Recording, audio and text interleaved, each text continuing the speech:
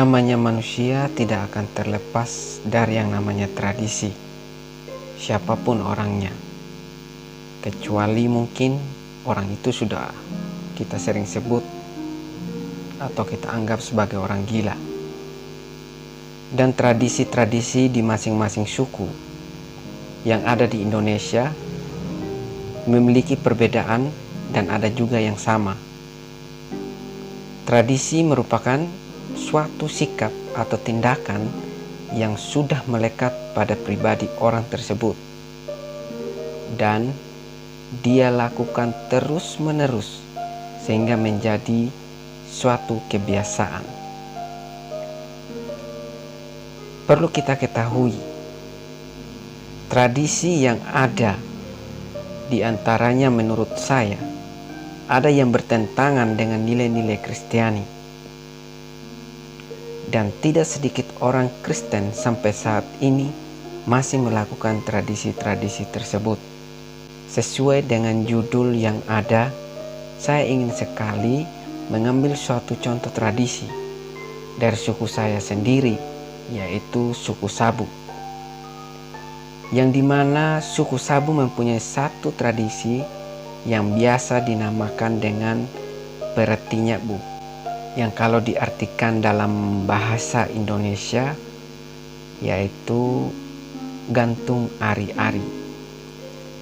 Setiap bayi yang lahir, ari-ari mereka akan digantung dalam suatu wadah di pohon tertentu, dan menurut beberapa sumber, wadah yang digunakan itu berupa anyaman dari daun lontar, dan pohon yang digunakan yaitu pohon kom atau yang biasa dikenal dengan bidara atau pohon wega. Itu dalam bahasa Sabu, kalau dalam bahasa Indonesianya beringin. Dalam wadah tersebut bukan hanya nyebu atau ari-ari saja, biasanya juga disimpan benda atau bahan tertentu seperti pensil, buku, kacang, jagung, beras merah, dan mungkin masih ada yang lain. Waktu menggantungnya pun ada cara tertentu yang harus dilakukan, yaitu ranting pohon yang akan digunakan untuk menggantung ari-ari bayi tersebut akan digoyang terlebih dahulu. Selepas itu baru ari-ari digantung. Saya bertanya kepada beberapa orang mengenai hal ini.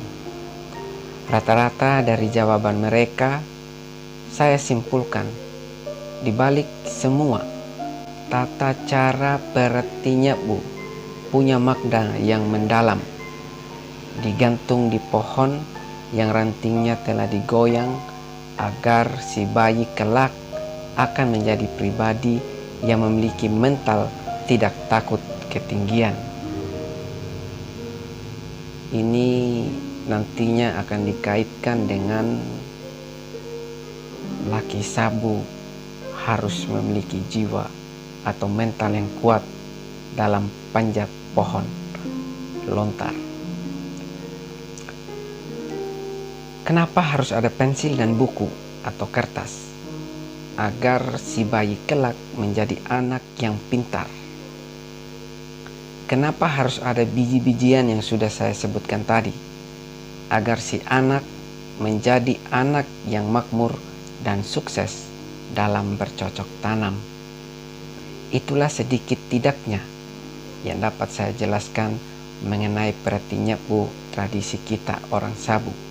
Mungkin ada yang tonton video ini yang asli orang suku Sabu, dia sudah lebih paham, lebih tahu atau lebih mengerti tentang yang namanya tradisi Pereti Nyebu. Ketika kita mau berbicara soal tradisi dan kekristenan, memang tidak semua tradisi yang ada di kalangan kita yang akan saya bahas di dalam video ini. Secara khusus yang saya mau bahas di dalam video ini yaitu tradisi yang sesuai dengan video yang sempat saya upload beberapa hari yang lalu, yaitu Pereti nyebu.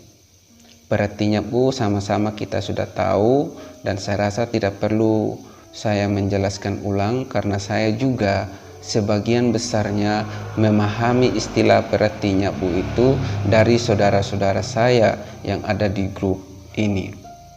Nah, teman-teman atau saudara-saudariku yang saya hormati dan sangat saya cintai, ketika kita berbicara tentang tradisi, maka kita akan kembali mengingat atau melihat kembali ke belakang bahwa orang-orang tua kita yang dahulu atau orang-orang yang mendahului kita, yang hidup lebih dahulu daripada kita, mewariskan sesuatu yang terus-menerus kita lakukan dan terbiasa kita lakukan, sehingga menjadi suatu tradisi yang melekat, kebiasaan yang melekat di dalam kehidupan kita, secara khusus dengan pereti nyebu. Pereti nyebu, kalau kita lihat dari tujuannya, sebenarnya itu sangat baik dan memang sangat baik. Tapi kalau kita mau melihat dari tujuannya, bahwa pereti nyebu di mana nanti anak atau si bayi yang memiliki ari-ari tersebut di kemudian hari akan menjadi pribadi yang baik, pribadi yang istilahnya memiliki kesuksesan hidup. Di sini saya melihat ada satu keganjilan jikalau di dalam dunia kekristenan praktek-praktek yang demikian masih dilakukan di tengah-tengah kehidupan mereka, secara khusus di dunia kekristenan. Kalau masalah saudara-saudara kita yang memiliki kepercayaan tertentu atau yang biasa kita kenal dengan Jingitiu, di sini saya tidak terlalu membahas hal yang demikian karena mungkin saja di dalam kepercayaan mereka sudah memiliki nilai-nilai dasar yang sehingga mereka melakukannya itu dan tidak boleh tidak dilakukan. Nah, bagaimana dengan kita yang hidup di dunia kekristenan? Kalau kita hanya mengharapkan dan menginginkan si bayi yang memiliki ari-ari itu di kemudian harinya dia akan menjadi baik, apakah ketika kita berdoa, ketika kita percaya kepada Yesus, apakah harapan kita itu tidak akan terwujud? Itu pertanyaan saya yang pertama. Alkitab kan sudah jelas bilang kepada kita, jadilah seperti apa yang kau imani, jadilah seperti imanmu. Nah, di sini saya berpikir, ketika kita mengharapkan sesuatu kepada si bayi, ketika kita melakukan dengan cara yang demikian seperti tradisi yang kita lakukan itu, apakah kita tidak sedang melakukan hal yang bertolak belakang dengan firman Tuhan? Saya rasa kita sedang melakukan hal yang bertolak belakang. Dan ketika kita melakukan hal yang bertolak belakang dengan firman Tuhan, jelas kita sudah mengecewakan Tuhan. Dan juga saya rasa Yesus tidak pernah meminta kepada kita atau memberi mandat kepada kita lewat firman-Nya.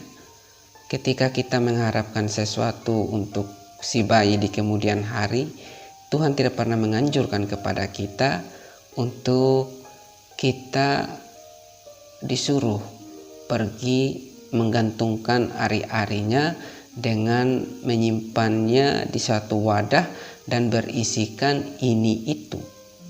Tuhan tidak pernah menganjurkan demikian. Dan yang saya rasa di Alkitab, di kitab manapun tidak ada yang mengatakan demikian. Oleh karena itu, mari kita sebagai umat Kristiani, mari kita bersikap kritis tentang hal-hal yang demikian. Kita harus tegas dengan cara-cara yang sebenarnya itu cara yang bertolak belakang dari firman Tuhan. Memang sekali lagi saya mau katakan bahwa tidak semua tradisi yang ada di kalangan kita itu bertolak belakang dari firman Tuhan. Secara khusus untuk berarti nyapu ini, menurut saya ini adalah cara yang sering kita lakukan namun bertolak belakang dari firman Tuhan. Mari pakai hikmat yang Tuhan berikan kepada kita. Walaupun seandainya kita melakukannya, kita harus memiliki cara yang benar dan tujuan yang benar. Ketika kita mungkin mau menggantungnya, bukan karena itu sebuah tradisi atau mungkin karena sebuah tuntutan tradisi, tapi sebenarnya kita menggantungnya. Kalau menurut saya, secara pikiran sehat saya, ketika kita menggantungkannya itu masih kurang pas kalau menurut saya. Karena apa? Karena ari-ari bayi itu sebenarnya adalah bagian dari anggota tubuh manusia. Kalau kita hanya menggantungkannya, itu tidak wajar menurut saya. Alangkah baiknya kalau kita menguburkannya. Kalau kita melakukannya demikian, bukan dengan tujuan untuk memperoleh atau nantinya si bayi memiliki ini itu, tapi tidak. Sebenarnya ketika kita melakukan itu, menurut saya, ketika kita melakukannya itu ya supaya kita menghargai, apalagi ari-ari yang ada di dalam rahim ibu itu adalah sebagai pemberi makanan kepada si bayi. Oleh karena itu kita wajib menghargainya, selain ari-ari itu adalah anggota dari tubuh kita, sehingga kita harus menghargainya dengan cara menguburkannya. Kalau menggantungkannya, saya rasa kita melakukan cara yang keliru, itu menurut saya. Nah, ketika kita diberikan hikmat oleh Tuhan untuk melakukan sesuatu, tentunya bukan untuk tujuan yang lain-lain, tetapi sebenarnya itu untuk memulia dan menghormati nama Tuhan. Kalau kita melakukan cara-cara ritual yang ada, tradisi yang ada, budaya yang ada, kalau kita melakukannya untuk hormat dan kemuliaan nama Tuhan, saya rasa itu adalah hal-hal yang wajar. Itulah yang namanya garam. Kalau saya mau gambarkan sebagai garam, ketika kita tabur di air tawar, maka garam itu tidak akan menjadi garam lagi, dan air tawar itu tidak akan menjadi air tawar lagi, tetapi air asin. Kehidupan kita juga sebagai seorang Kristen harus menjadi garam. Kita harus dengan hikmat kita harus menjadi garam yang baik, menjadi Kristen yang baik, dengan cara ketika kita mau terlibat di dalam tradisi-tradisi tersebut, kita harus bisa memberi warna sehingga tradisi tersebut memiliki cara yang baik, layak di hadapan Tuhan, dan memiliki tujuan yang baik dan benar di hadapan Tuhan. Ini yang sering kita dengar dengan istilah inkulturasi. Inilah cara yang harus kita lakukan di tengah-tengah kehidupan kita pada saat ini. Mungkin hanya sampai di sini video dari saya antara tradisi dan kekristenan, secara khusus tradisi berarti nyapu. Sekian dan terima kasih.